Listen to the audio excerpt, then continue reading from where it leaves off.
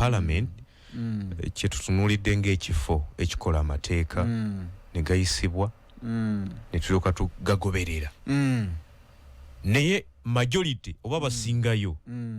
tebamanyi si bannamateeka sijaga tebamanyi mateeka ne si bannamateeka kati challenge eyo tugirina nti Mpuuga kanso bw'anajja naga nti tukole reforms mu mateeka nga zaake takimanyi nga tamanyi mateeka si munnamateeka olulimi terugenda kukwatagana kyova olaba nti waliwo obukuubagano solution gye tuyinza okufuna ku nsonga eyo eriwa tujjuze bannamateeka mu paalamenti babe nga bategeera olulimi olw'amateeka bonna wamu oba tulina engeri endala gisobola okukikola. Kakati ekisooka abakola parliament bagikola amateeka naye bakimanya tesobola kujijjuza bannamateeka lwaki nti amateeka gaba gakolwa ku bintu bingi ebyenjawulo bonooleta parliament ng'erimu balooya bokka tunajja tugenda kukola etteeka likwatagana ku busawo nga temuli basawo ofuna okusoomoozebwa kyokka tufuna parliament nga mulimu ba Dr. gundi ono eyabadde mu ICT bali omunsi mulimu bali omunsi mulimu baani bajja tuwa knowledge ku tteeka erikwatagana ku busawo nga likolebwa nga bagituwa nga bali informed ku ekyo kye boogerako then tujja kujja tugekola etteeka ku bya bulimi lye twagala okukola amateeka gakolebwa okusinziira ku bwetaavu bw'abantu kyovola abana ababaka bava mu ki naye ababaka balimi tubalinamu mwe bali abatonotono twali tulowooza ababaka abava mu kyalo tuba tumanyi baba balimi naye naakakizwa nabo bava Kampala ne bagende ne bakima obululu bava Kampala ne bagende ne bagulayo ennyumba abakola constitution no bamanya nti ababaka bano kabave mu kyalo ow'ekya Namukaaka atubuulire nti okusoomoozebwa okuli ekya Namukaaka nti bwe bubbi bwa bisolo n'oweegundi bwe bakyetanga kifaanagana bagambe nti twetaagayo etteeka eriziyiza kukubba ebisolo n'entambuza yaabyo bali bage kati baakola ne bateekawo akakiiko ak'amateeka ku paalamenti etteeka lyonna terisobola kujja buzzi liyita mu mitendera lituukayo mu kakiiko ne kekkaanya ddala kye bakola tekiina tteeka ddala lyekikontana nalyo kati ndesooka lifuuka etteeka awo tewaba wazibu kakati ate ataputa etteeka ate ye kooti bano boye bamala oddikola era kyovola ye balikola nga limu ambiguity ffe tudduka mu kooti nti etteeka lino libaakoze wolitaputa terikontana na lino era bwalitunuulira nga likontana ojjagala amangi gakoleddwa ne gaggyibwawo kooti negamba nedda lino lina kyeriwakanya nga erya Computer Misuse Act lyaggiddwawo so n'amalala gabadde nga gakolwa ojjukira liri eryambabazi lyali yakola ku mulembe gwe eryekuŋŋaana public management so ebyo yo parliament okukola amateeka tekyetaaga kuba muntu nti munnamateeka however ndowooza jasi bandikongeddeko nga olw'okuba nti of course olireetinga ku mateeka matches twetaaga abantu okuva mu areas ezenjawulo amateeka gajjudde buli wamu bwe gajja naye ndowooza omuntu oba yandigenze nga bayinayo ka diploma mu mateeka mu parliament ng'alina ekifaananyi ndowooza kwatandikira at least kyandiyambyeko naddala omukulembeze ku level y'omubaka wa parliament naye no senior 6 eri plain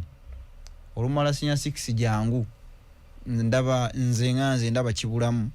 naye awo wetukyali ekirala netuba ku saizi ya parliament yaffe nga bwogiraba abaka 5 n'omusobyo ekyamazima kyebasobola contribution ebantu nero ojja kwekanga neba n'aba bagadde nnyo boogere kati wafuna pressure bambi abamu bagalabikire ku answered nasituka naye nga nebyayogera tebiina gundi naye nze ngamba abantu abaze nga bali prepared naye boogera abaka 5 naye nga beboogera bya muzinzi bisinga okusituka ne boogera 2 naye nga bali is it in order ebyo babeeramu ntekina kyekyongerako then kati ku kya amendments zetwetaaga ate nga zeetaagisizwa ddala ababaka bano bandibadde tutuuka mu parliament kasita oyingira parliament bekapa ndi wa yero ndi wa nupu soko biteke ebbali eggwanga lyetaaga ki awo tunatuuka nga tukolera kibiina eggwanga kye lyetaaga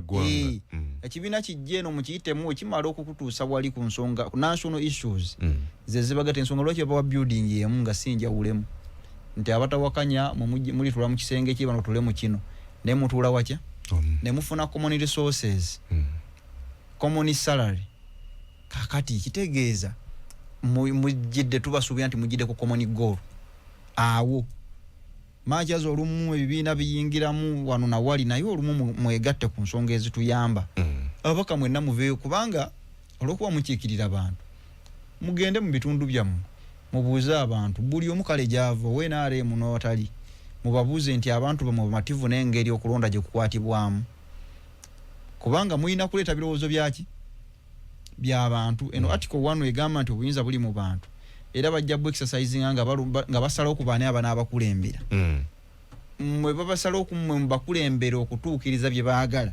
abakulembezi so si kutuukiriza mmwe ng'abantu bye mwagala yes kakati we mudiyo mu bantu mumanya nti abantu bonna bagamba nti mbutuufu okulonda tetuli bamativu nenge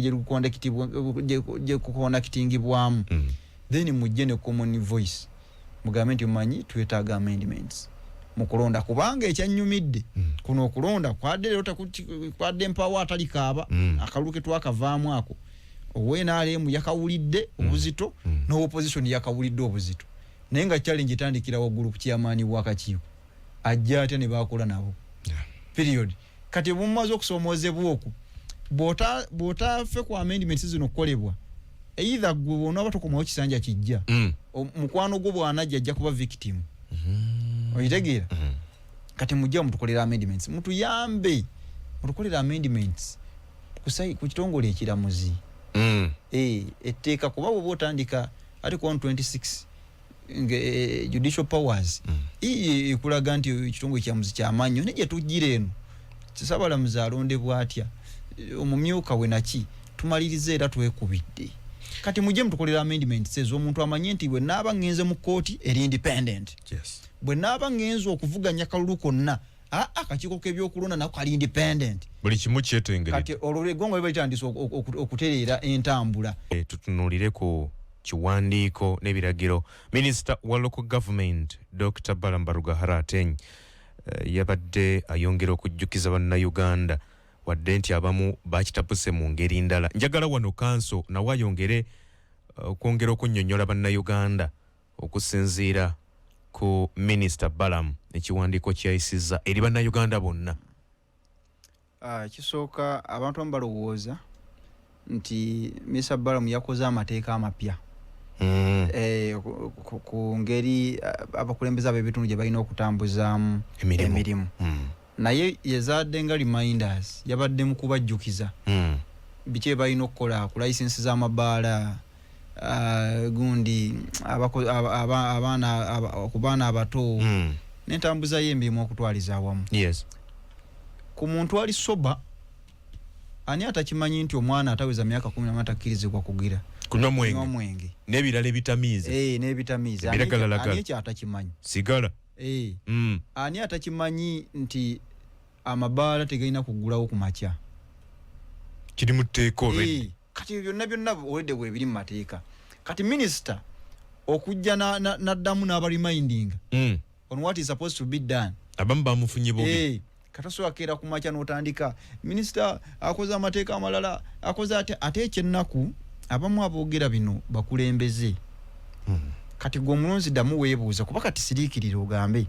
nti nandyagadde omwana wange ow'emyaka 15 musange mu bbaala nti nedda nandyagadde ekitundu kyensula nti ku ssaawa 4 ng'ebbaala bagigudde ez'okumakya bagigudde abantu banaakola ddi nti nedda kati bwe batokkaanya nabyo n'owulira omubaka gwe walonda nga ye engalabi yakedde ku makya gisitula kutandika balamu oyogera otya ku bintu okola otya kati omanya aliko ekizibu kuba tukize tugaane eddembe weeri omuntu okuyisa bwagenda nsi omuntu agenda ndowooza amale kukola bw'ava ku mulimu agenda ojjaaleko anywemu ate oyo omukulu omwana omuto ataweza myaka 18 talina yadde okusangibwa mu kifo ekisanyukirwamu ng'ebbaala waliwo ebifo ebibateekateeka nti bya mizannyo biki nti azze ne mukadde we ekyo kitegeerekeka naye nti omwana omuto musanga obusanze mu bbaala kyandibadde tekikkirizibwa ali mu kuzannya zzaala omwana mu kasino mu kasino ataweza myaka 18 gwe nojja omukulembeze n'ovaayo n'oyogera ne ku ekyo akyankugambye kiri nti abakulembeze time ebyobufuzi bwe biggwa tunulirenga common goals eggwanga lyetaaga ki kati tunaba ku ggwanga lyetaaga ki singa kasaazi no buli mukulembeze singa ali mabega wa balamu n'amerike bali mukola naye era ekyennaku ekimalamu amaanyi nti saawa zino ate era abakulembeze ate be balwana bano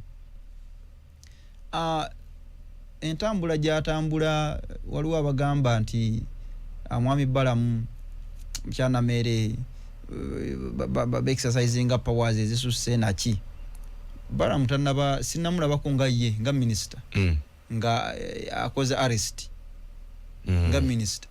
naye abantu abakwasa abali responsible bebo obuyinza kwani minister ina basirikala bamukuuma be yaligambye nti munkwatira ni aleta DPC wechitundu yes nachi waba ebitatambude bulungi nti ayo mutwale ku police bogena ku police ekibaayo ojja kugenda okola statement singo bano omusango wennyonnyoleko police ejja kuwa police bond bwaba omusango kugenze mu kooti nga ayise fayiro yamu mujja gina mu kooti obwe kye tuyita fair hearing bobanga you're innocent you come back a free man kakati ndi mu kwebuuza obuzibu bw'abakoze bwe buliwa kubanga kituwakanya nti omuntu ono akwatibwa taweereddwa fair hearing ekyo tuwe tukwanikanya nakyo ebbanga lyonna naye bino ebyeno biri mu musana atuuka ku muntu nga yalidde oluguudo lulamba n'agamba oyo mukwata agenda akole statement ate n'ogamba nti awo balamu agamba ati omuntu nti bamukwate nga yabbye oluguudo ekirungi gyamusindika ye wali amateeka ate yesi yakwata ekyo abantu bakikole ki kati ezo common cause za ggwanga goals za ggwanga okujjawo enguzi n'abantu okufuna services kati ebyo abantu buli mubaka yandibadde awo teyeetaaga na kumanya ndi wa kibiina ki awo yandibadde agamba bugambi nti balamu yangu ojjeko neene ewaffe naye olw'okuba nti ababaka tebalondoola tebakola mirimu gyabwe ng'abaka parliament okulondoola emirimu sente z'omusoje bye zigenda okukola nga zimaze okufulumizibwa abamu batya atuuke omubaka tatuuka mu bitundu byabwe kuba bino balamu gyali mu kulaga waliyo ababaka abakiikirirayo naye tebakoze kalokwadde tebakola tebaagala atuuke na mu bitundu byabwe abamu bagezaako beetangire singa kikomaawo n'atadda naye mwalabye obadde omulaaja adde atambulira yayita embalala neeyo okwejuwa walabye abantu bamuteega ekiro ng'akooye alina mukuddamu ng'asooka oyimirire taata twafa dda wano tulina kino tuyambeko ku kino nakino kitegeeza abantu ono balindira minisita bagwe mu kkubo omubaka waabwe talina kyabagasiza ebitundu byonna birimu abaka ba parliament bandibadde bateega mubaka ne bamugamba honorable tuyambe mubaka waffe nti kino nakino naye olw'okuba abaka tebamanyi district bagiwa enguudo mmeka zirina okukola mu constituency omubaka tamanyi sente mmeka ezafumye talondoola kati abantu nabo babavaako kasita ayitamu n'alayira ebisigadde abantu bali mu kuyaayana buli wamu bagambala mu jangubuka eri naye ali atya ali omu tewali n'omu ayita mubaka we tewali ayita mubaka ate nga nabo kibakakatako okulondoola ebintu bya gavumenti byekola mba yandigenze ng'okutuuka mu kitundu yandisanze bagamba nti n'omubaka yalwana dda n'abantu bano naye baalema kati awo yandibadde atandikiraawo naye atuukayo nga tewali kyali kikoleddwa naye omubaka abaddeyo atya essente bali muno mu kibuga bakubanze myaka 15 bali eno bali mu kibuga bakiringa bakubanzenwa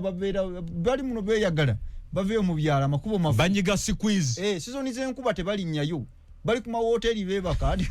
kati bakajjayo akasente ababaka ba parliament bali mu kweyagala bali ku makungula kaakati kye bakola bebafuna omukisa nga alina wasobola wagize nga atula nga atandika kino onalebo bala mukyakola kibi nnyo kino nedda ne weebuuza gwe omubaka mu kitundu kyo balamu yandituuseyo atya nga emirimu gitambula bulungi waliwo n'ekirala kye nalabye ku minisita Fred Byamukama avunaanyizibwa ku by'entambula n'enguudo naye agamba waliwo batandise okumwetikkira ebisabo bya ssente ceasefire woli awo otogenda nnyo komaawo n'abalala bamutiisatiisa nti kyonalaba ojja kukiraba. Fred Byamukama bw'agamba. Byamukama ye alina kulya kamanye ng'akuza n'ow'ebbwa kubanga ate ye waali mu nguudo obubbi obuli awo anti kati zino enguudo zino enguudo zino zimwasanjala zino for example bypass eyo giraba northern mu ntandikwa zalina okukola nga etwala enguudo bbiri nezza bbiri. Yes. Abaali mu nteekateeka luutu eyo ne balyako olumu. Buli ludda baalyako olumu. Olutwala olumu baalulya n'olukomyawo baalulya. Ne balekawo nga luguudo lumu lwe lutwala lwe luzza. Kakati ne baddamu ate ne bayise ssente endala kwe kukola gundi eyo endala etwala n'ekola ki n'ekomyawo. Kakati embeera ebadde bwetu kati ziri enguudo endala babaddenga ssente zifuluma ne basooka balyako ekitundu ky'oluguudo. Contractor akola mpa ninga nesente ze bamuwa tezikola ki tezimala. Kakati awo yakutte ate eyo ye gyali tebabba bukadde bali mu buwumbi babba buwumbi. Kati omuntu omusesemya obuwumbi ayya kati batuuka bamugamba taata kwatayo obusatu tuleke abagamba nedda. Ate oyo atuyambi batusiba ku bypass ontubadde jjamu atukwata ninga akantu ke baddaabiriza katono lwe yagenda wundowooza waayita ennaku ezi nya ng'ekkubo limaze okuddaabizibwa bavuddewo naye weebuuze oli baali bakola ki buno obuguudo bwe bakola muno obuyita muno otuuka time nga bateekamu bigoma just kusalabuka ne basiba oluguudo emyezi 6. So oyo ye we yakutte ababbawo babbisa ddala babba kinene Elisa yongera oddikanula alina okwetegereza emirundi ebiri n'okwegendereza anti wano bwe ogaana okulya ssente obaleke basigale nga babba balina kupangira mutego gukusuula. Naye this time around Mwai Museveni adda atuyambi abadde mugezi ku nsonga statements yakakola wali ku nsonga za Balamu ne Namere. Walaba e Masaka waliwo abaali bakoze akakundi okulaba basudde batya Namere naki President agamba nti abamanyi bagezaako n'okumutta era nagenza okulaba muvubuka gwe badde batumye okutembeeta ensonga ng'agima amaanyi gamuwedde bulegeya ng'amaanyi gamuwedde we NRM Masaka n'agusala kati eyo gundi Mwai Museveni asigaye ne soba mind yo bagenda kubawaayiriza buli akola bagenda kubaako kubanga bangamba abasajja bayina enteekateeka ya busirabso bakemiko otuuka mu maaso ga president nga tolina kyosobola kwogera nga kugamba kino nga tobinaako mutwe n'amagulu naye nga bo bakuseetinze dda kati bamwami byabakama byamukama mwami Balamu Namere n'abalala bagezezzaako kubanga bangi batandise okwadoptinga naye tulina ababaka 8 kibi nti bwe tumenya manyanga ba minister tulina 8 naye bwe tumenya abali mu kugezaako abali active tuweza 10 nakyo kukyali kusongozebwa kwa amaanyi kubanga singa bano badde bano bakola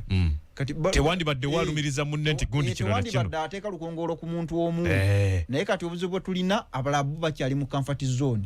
banyumirwa bulamu nono omukyala w'egundi yadde atandise ali mu tourism nala agezaako okutumbula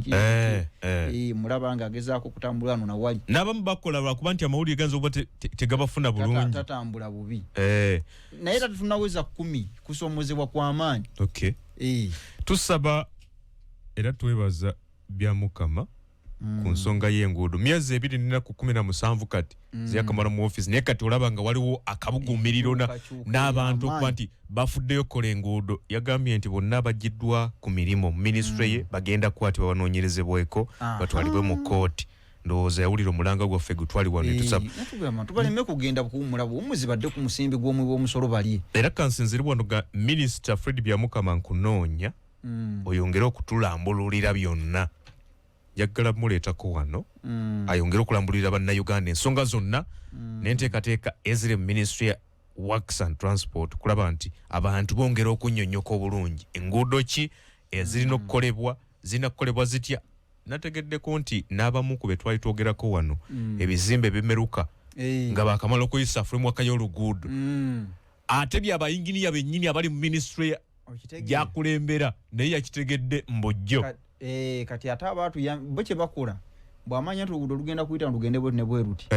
ng'addukawo ng'agulawo ploti nga ziizo ng'agugunulawo agazimbe kati ono bajja ate okuva luwinga basasule bakompasetinga bwe bagenda okuyisa ekkubo ate nga baba bennyini bano ssente bayinginiya bebafunamu kati bonna buzibu badde wano bayinginiya n'abakulu era abali mu gavumenti abamanya nti wano wajja kukolebwa ekkubo ne bagula ebisaalu ne bakola ebyo obubbi obuli wano ate obubbi buli mu nguudo nkugambye oyo council atuyambe president amwongera obukuumi kubanga omulimu gwaliko gw'amaanyi bali balina gweposi gundi ziliezi bwogana okulya essente bagenda kupangira ngeri gye bakuba mu ndala era alina okwegendereza ennyo ekisooka mukyala wa Ngadia yabadde ali suppose bwe bamuyita Mukosase akulira kitongole kya government yes ekya Uganda Human Rights Commission kati abaso alina okujja Mukosase n'abako byabuuzibwa engeri emirimu gitambula n'ebirala singa abana bano bye basudde ebitatambula bulungi ne batuyamba okukola report either wabaawo obuli bwanguzi nga bano bakiraiminga ne baweereza igigi n'atandikira awo naye ekisooka bw'ojjukira lwe yasooka okulabika tuddeko emabega before that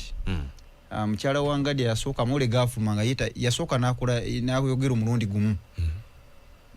n'agamba President Museveni otulonda n'abantu abatali competent kukola abagudde mu bumyufu bwe n'alemu bonsindikire eno mu kitongole nga tebalina busobozi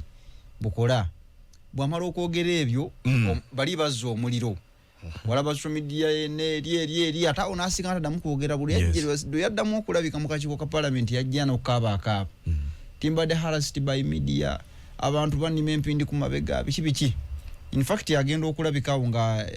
awandiise ne gundi resignation letter mirima agisuulawo ng'agamba n'agamba maama ng'oyina abaana wooviira ku mulimu kiba kikoze eki kiba kisusse era n'ategeeza nti n'emirimu gye nga chairperson gy'alina okukola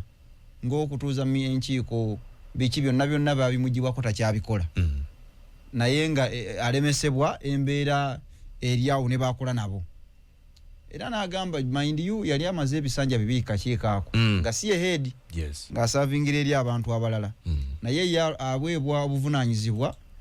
nga ye chairperson mu 2021 kakati n'agamba kisusse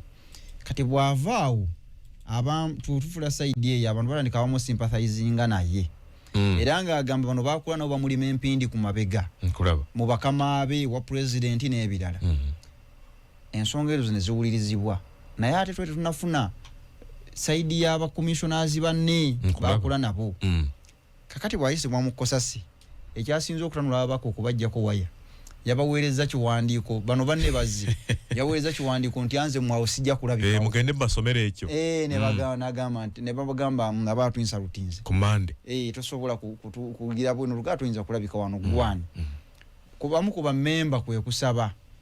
nti omuntu ono ayisibweko ekibaluwa kiba kuntumya aleetebwe lwaki anti ensonga zedde agamba ntalina kulabika mu Kosase sike kakiiko kalina okulipotingamu ensonga kati ekyo nti yadde yakirowoozezza bubi olw'ensonga bw'aba akulembera ekitongole nga kya gavumenti nga bw'alaba nga baleeta yali akulira civil aviation najja nannyonnyola ebiri eyo yandibadde abagamba nze kangende eri mugundi mu kakiiko ka transport okitegeera naye yajja mu Kosase ne bamukola ku gundi okunoonyereza ku balabye eba ne bali commending nga bye baazuula kati yengere yemu gyadde beetaaga omukyalo ono naye good enough olw'okuwulira omala okuwulira nti bamuyisizaako ekipapula saawe mu parliament okuggulawo yadde ali ku gate yasooseewo yesterday n'ayingira kati ebisigadde okwerumizibwa okuli mu kitongole kiraga waliwo ebitatambula bulungi nze ngamba kirungi kigenda kutuyamba commissioners bano bakiraiminga nti tabayisa bulungi naye akiraiminga nti balina batakola bulungi then kati kiwadde omukisa bubanga sente zibadde zitambuzibwa bubi olita je nasooka ayingire mu kitongole byanazuula abakwasa igigi atandikira awo commissioner bano bagamba nti bawandika ne President Museveni baluwa ne bagimuwa copy ne bagiwako ne IGG ku byenkozesa ya sente ziteekebwa mu kakiiko kanaka Human Rights Commission. Anti kati the funny thing is ono nga asabye okulekulira mukyala wa Ngadia president ya declines yagambya anedda mu bakozi be nali nonedde kakiiko ako mukyala wa Ngadia tonnalabika so toyina gy'olaga n'abanga akyaliwo kati mu kubaawo okwe kitegeeza tulina kufuna bukakafu bwa ddala buli mundu olw'ensonga bw'agamba nti bano bamulwana ku mulimu ate nga be bamu be bali mu kkuba enduulu nti sente zikwata buki bulungi mind you abantu bawulira chairman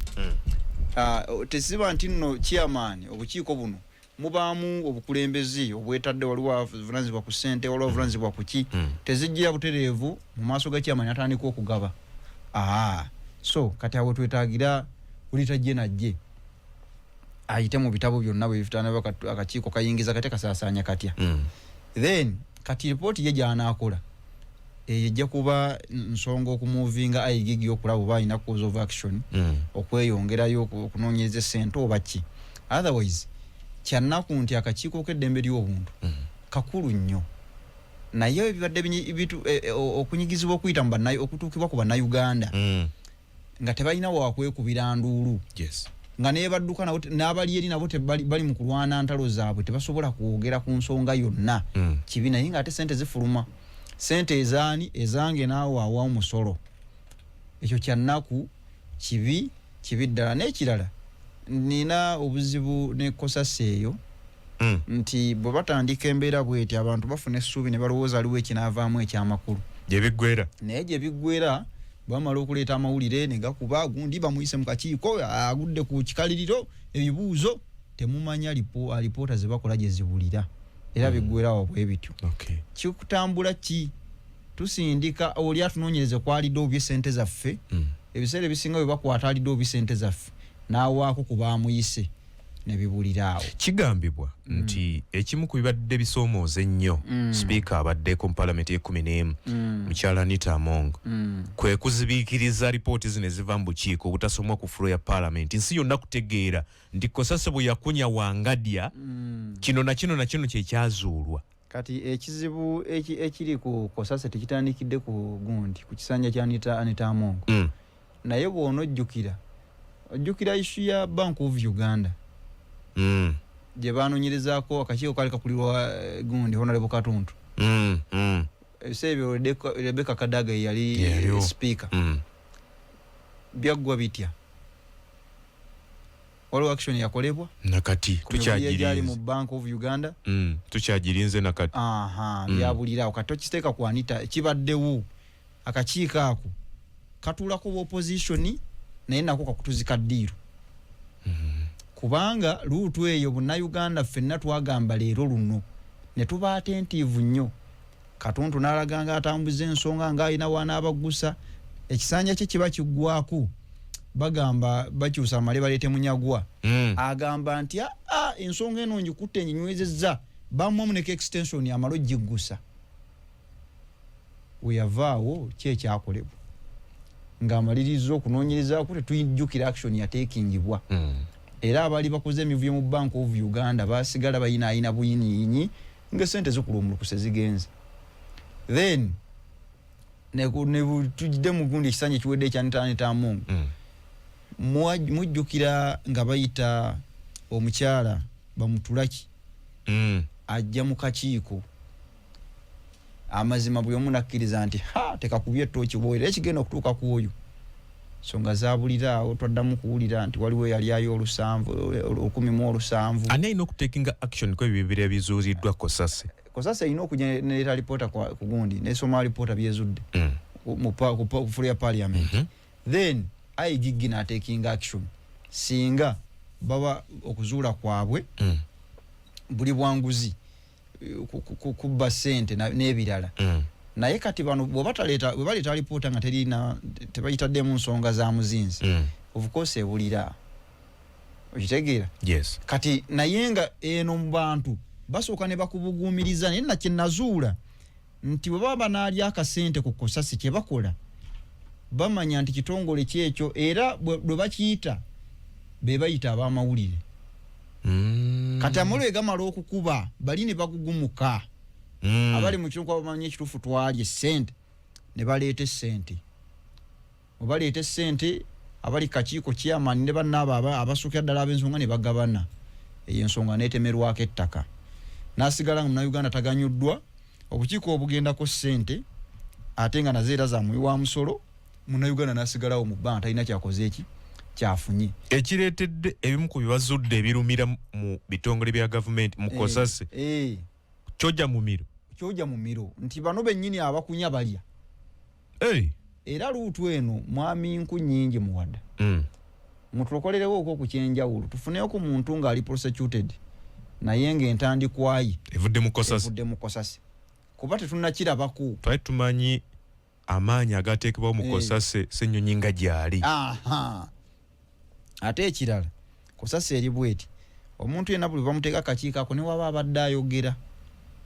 ogenda okulaba bw'anywerako emyezi 6 ng'eddoboozi litandika okubula. Emiro giweweera. Ssenyonyi gwe bali bakasa ku Kosase nga bakamulondo oba ojjukira. Amaanyi ge yali ayogeza spokesperson wa NUP. Ali ku Kosase. Awo bannayire luno bano batuguddeko bakoze batya. Akunyiza oli. Mu mwaka gumu Kasa apartment yatandika ozisitulo zizimba. Teyaddamu kuwulikika na bukambwe paka nga ajjiddwa akakiiko ako. Kaakati ekyo kikyali kizibu. Obukiiko buno park ne Kosase bw'amaanyi nnyo ate butunulira nnyo sente zaffe we zigenda ku bintu ebitukwatirako ddala. Buweebwa bu opposition naye nabo tebukoze. Kati oddeyo weebuuze bannaffe abamu abajja nga bagamba nti platform ya parliament eno tugyetaaga nnyo nga opposition tugirwanireko tulina okusinziira okubaako kye tutaasiza mu abantu. Kulaba ne obukiiko obuli vital bwe babawa tebalina kye baali bakozeeko tebalina munyago gwe baali basuuzizza ne bagamba nti bannanga Bannayuganda omunyago gwammwe ku nsonga eno through Kosase twagubasuuliza era abo abatano be mulengera munda ffe twasima omusingi ogwo tekinnabaawo era ogenda okuwulira ebagizagizaawo ripooti ng'ebuliraawo nga bayita omulala gwe weegendereza buli gwe bakubye mu mawulire Kasamole gajja ne gakavaringa gundi bamuleese either ensonga ziba bbiri alwana ono gwe bayise ajja kufinansinga akakiiko kateekawo effect oli bwe bamugugumula either kanye n'oli eyapiseemu biggwe oba kakiiko kennyini bakazigirire nti awaliwo ebitatambula bulungi. Ekitegeeza no mu bukiiko bakutulirayo ddiiro nkutidde ekigendererwa ekikulu kyali kyo buteekawo of course kulondoola mirimu na sente za wa musolo n'ebirala ababutuulako bo ne babikyusa ne bagamba gavumenti neemanya nega nti olw'okubanga abasinga abali mu bitongole ebyo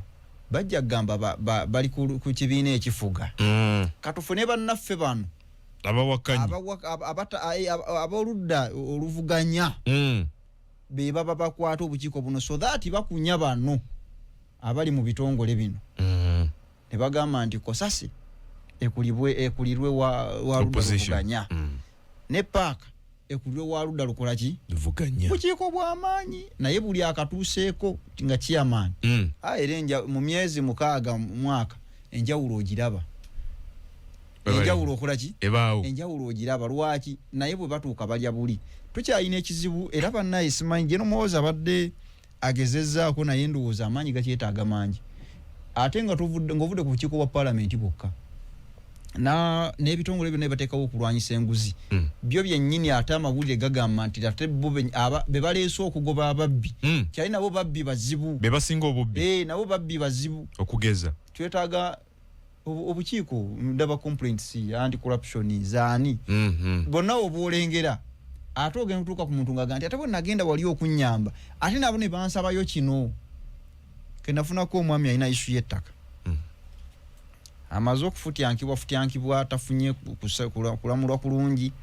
bamugamba nti waliwo akakiiko ate State House yakateekawo ate ku Kaligundi bwe yatuukawo abanyonyodde ensonga ze nti tubirabye nti sooka oyingiraawo ate oyogereko n'omwami oyo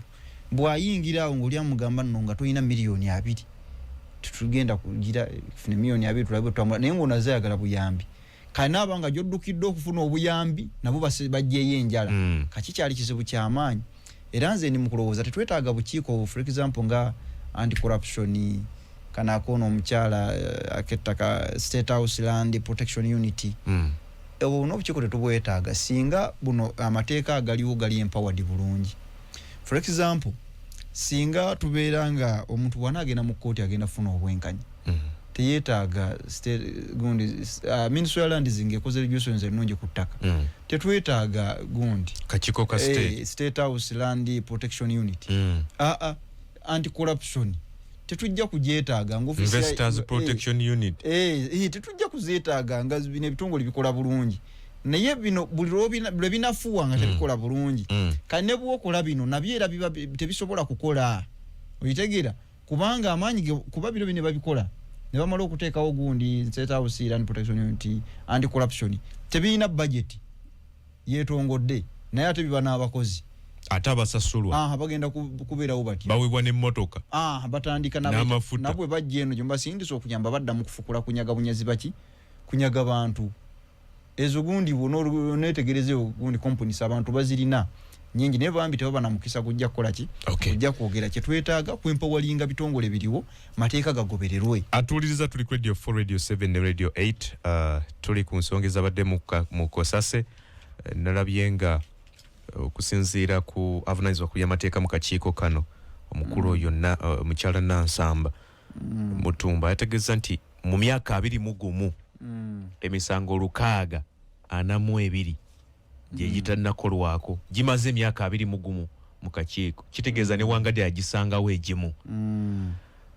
Kino kirekawo Munnayuganda anoonya okufuna obwenkanya ku ddembe li anti kati bunafu ekisooka tulina ekizibu kimu mbeera ngenda nenkyogera nti president bamutikka emirimu mingi president bamuwa emirimu mingi olw'ensonga Uganda Human Rights Commission president yalonda chairman waayo ne ba commissioners abatuulako kati ekyo kireeta obuzibu nti awo okuddukira ekkubo eryokulwana singa obwenkanya oba tebukoleddwa eri be balina bano kusaavinga lifunda nti olw'okubanga ali mu kuappointinga y'omu ebiseera ebisinga emisango gitera okujja nga components ezimu ate zituuka kuoyo ali mu kuappointinga bano abali kugundi ku Human Rights Commission kati kizibuwalira bano bennyini abali ku mulimu okutaking action ku mukama waabwe kati ate Abannayuganda abazenga balina obulumi bonga bambi ate bo basuubira positive results olw'ensonga bino bene tukugamba appointment bo tebamanyi ani alondo ono wabula bwe bafuna obutali bwenkanya abantu baffe babuze bawambiddwa gabaga musooka muduka ku kakiiko k'eddembe ly'obuntu mulabe abantu balina ebizibu n'emirimu batulugunyizibwa ne bakola bati akatudduke ku kakiiko k'eddembe ly'obuntu tebamanyi system eriyo ekola etya eteekebwawo etya kati kusomozebwa kw'amaanyi nze ngamba ebintu ebimu okuba effective twetaaga amendments mu constitution ez'ensonga ddala esookera ddala for example kati nga obukiiko ng'obwo bukulu nnyo naye appointment y'abantu abajjako yandibadde tekolebwa president olwali ekizibu kye tufeesinze kigenze kikula kati buli kalulu walabye n'akeerosi kitandikira ddala ku Nnonda Electoral Commission eyo nayo kyetaaga chairman abe nga talondebwa president ezo nazo amateeka ageetaaga okukyusa. Tweyanzeege kadde katuleseewo ndowooza amasimu tetugenda gafuna tugenda kwatagana wiiki ejja tube nga twongerayo ensonga. Nze Kagogwe Fulgencio Peterson Council ndowooza tujja kwatagana wiiki ejja. Amiina. Katonda nsaba bankuumire katugende mu nteekateeka eziddako